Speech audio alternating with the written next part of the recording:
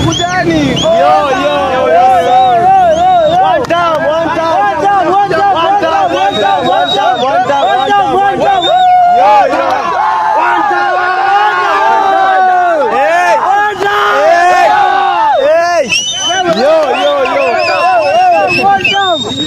Yo, what's up? This is Genius Street Vibes. Niko kwa streets hapa. Kuna demonstration hapa hivi on 5th June. This is Chuka. So nikuulize ni reason gani imefanya mkakuja kwa streets ku demonstrate? Kitu ya kwanza mimi naweza sema hii serikali bana hii finance bill maisha iko juu. Alafu kitu kingine hii kuwa wasee hiyo watu si mbuzi. Watu si mbuzi. So Ruto Kasongo tunakuangalia hata 27 tuko na sawa. One time. Leo mama kuja kwa street one time. Nikuulize government inafaa kidogo. Nikuulize government inaweza fanya aje ndio hii maandamano ya Gen Z iishe? Government inafaa kufanya nini? Kitu kwanza wanafaa wasikize Gen Z chenye wanataka. Alafu wagua wamesikiza Gen Z mambo iko sawa. Wasikize Gen Z wanasema mambo itakuwa sawa. Mambo itakuwa. Okay.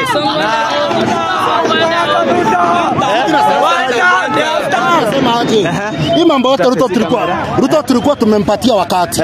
Ruto angeweza kubadilisha hii kitu yote. Unajua from since 25th of June 2024 he had a chance to transform the nation of Kenya, to transform the reputation yenye alikuwa ameharibu. Lakini hakuweza kutransform. That is why we are saying Ruto, you had a whole year of bringing a transformation in the Republic of Kenya and to bring back your good reputation because we had hopes in you. Lakini hakuna kitu Ruto amefanya. Ruto ameendelea kuharibu. Tunauliwa, vijana wanauliwa, alafu the foreign day anakuja na Twitter criminals. Anakuja kutuita criminals. What is that? Ndio maana tumesema tumekasirika. Tumerudi kwa streets. Na ndio maana tunasema ni one time, hata si one time, half time. Lazima atoke hapo. So nikuulize, kuja bro nikuulize. Okay, the reason I say, wewe una feel kwa nini government haijakuwa willing kusikiza Gen Z? For example, the killings of bloggers and some of the Gen Z who are demonstrating. One thing my brother ni unajua Ruto huwezi mu-advise. Ruto ana-advise ma-advisors wake. Uta-advise mtu kama huyo aje akuje asiwe Gen Z. Huwezi mu-advise asiwe because himself is a killer. Yes, been a killer. So huwezi mwambia asiwe, asikizi hata wenye wanamwambia advice. Yeye ndiye ana-advise advices wake. How can you advise such a person? Yeah, it's very difficult. One time mazi. So lastly, nikuuliza, okay, wewe ungeweza kuambia aje Gen Z, because on 25th June we have Gen Z who are demonstrating in Nairobi, Kilifi, Mombasa, even in Meru. So wewe as a Gen Z, what do you like to tell them? Mimi kitu moja ningependa kusema. Gen Z is retaliate. It is now or never, it is our time. Whether change this for good, whether change this for good ama jamaa tumalize.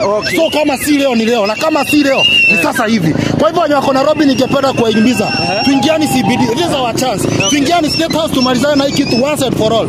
Tumalize hii maneno.